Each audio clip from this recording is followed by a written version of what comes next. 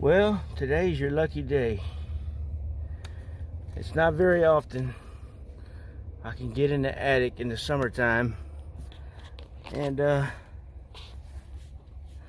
be able to have the patience to make a video when I'm sweating from head to toe. But as you can see, one of the reasons the reason I'm up here is because of a leak in the house.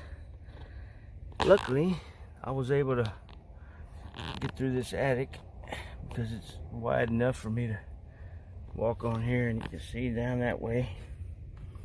So, and here's me. Hello, how y'all doing?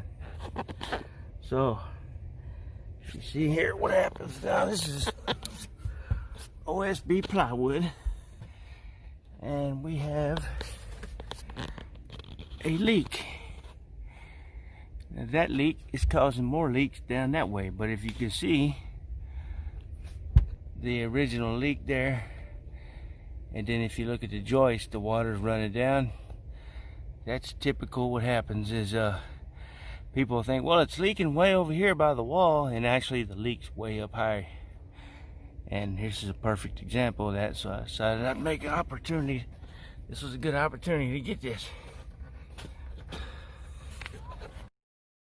And actually this roof has two roofs, I guess you could say. Basically what we're looking at is the bottom of the shingle roof, but there's a metal roof on top of this which is actually leaking. Then it's going into the shingle roof in the valley and then leaking again through that. So, but if you ever have the opportunity to get in the attic to look for a leak, it does help quite a bit most of the time. And it's definitely, if you can get to it, it will save you some time. Instead of having to look on the top, if you can't see anything on top, you can always get in the attic. And it looks like it's snowing in here. Well, thanks for watching, guys. That's the end of this video. I'll let you know on the outcome when I get done. See you on the next one.